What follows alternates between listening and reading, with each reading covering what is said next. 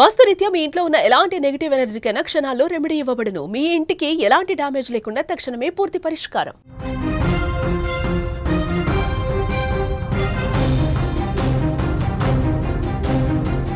Breaking news. Dubai air షోలో ప్రమాదం, కూలిపోయిన భారత్ తేజస్ యుద్ధ విమానం. ఈ దుర్ఘటనలో పైలట్ దుర్మరణం చెందినట్టు ధృవీకరించారు.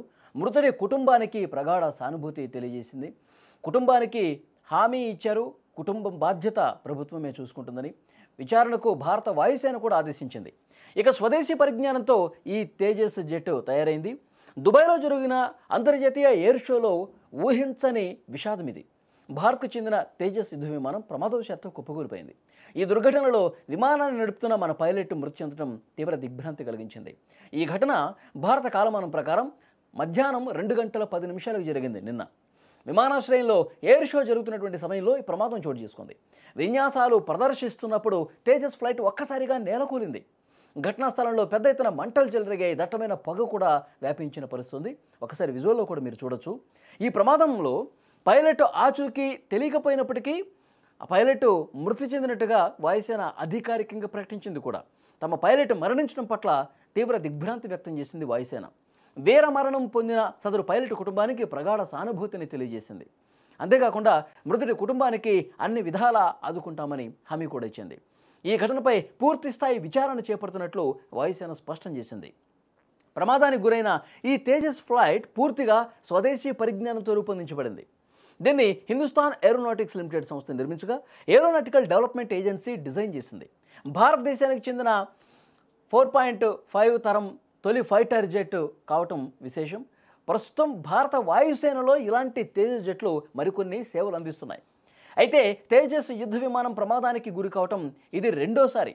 గతంలో రాజస్థాన్ జైసల్మీర్లో కూడా ఒక తేజస్ ఫైటర్ జెట్ కూలిపోయింది. అయితే ఆ ప్రమాదంలో పైలట్ అదృష్టవశాత్తు బయటపడ్డ పరిస్థితుంది. అప్పుడు ఒక పారాచూట్ సాయంతో అతను కిందకి దిగేయటంతో ఆ ప్రమాదం నుంచి ఆయన చాలా ఈజీగా బయటపడగలిగాడు. గత సంవత్సరం మార్చి 12వ తారీఖున రాజస్థాన్ జైసల్మీర్లో త్రివిధ దళాల ఆధ్వర్యంలో జరిగినటువంటి ఆ విన్యాసాల్లో పారాచూట్ సాయంతో దిగటంతో అప్పుడు ఆ పైలట్ సురక్షితంగా ప్రాణాలతో బయటపడ్డాడు.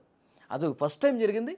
ఇప్పుడు దుబాయ్లో జరిగినటువంటి ఈ ఎయిర్ షోలో పైలట్ మరణించాడు. తేజస్ యుద్ధ విమానం నేల కొరిగిపోయింది, కిందకి పడిపోయి ధ్వంసం కావడంతో ఈ ప్రమాదంలో పైలట్ చనిపోయినటువంటి పరిస్థితి. అయితే దీనికి సంబంధించి విచారణ కూడా ఆల్రెడీ ప్రారంభమైంది. విచారణ బృందాన్ని కూడా కేంద్రం ఏర్పాటు చేసింది. ఇన్వెస్టిగేట్ జరుగుతోంది.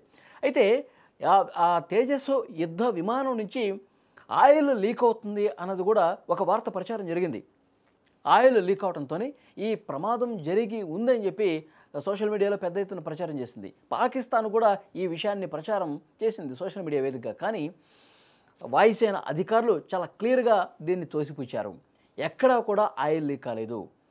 మన రక్షణ సామర్థ్యాన్ని దెబ్బతీసే విధంగా, అవమానకరంగా మాట్లాడే విధంగా ఇలాంటి ప్రయత్నాలు పాకిస్తాన్ నుంచి చేస్తూ ఉన్నాయి. ఎవరు కూడా దీన్ని నమ్మకండి.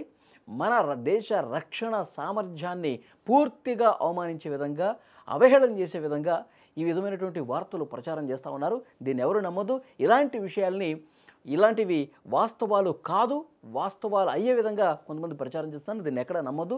ఒకవేళ మీరు సోషల్ మీడియాలో షేర్ చేసే ముందు కూడా దీన్ని 1-2 సార్లు చెక్ చేసుకోండి అని కూడా వాయుసేన చాలా స్పష్టంగా ప్రజలకి సమాచారం ఇచ్చినటువంటి పరిస్థితుంది. సో ఏదేమైనప్పటికీ ఈ విధంగా ప్రమాదంలో మన పైలట్ దుర్మరణం పాలవటం బాధాకరమైనటువంటి విషయం. ఆ కుటుంబానికి పూర్తి స్థాయిలో అండగా ఉంటామని కూడా భారత వాయుసేన ప్రకటించింది.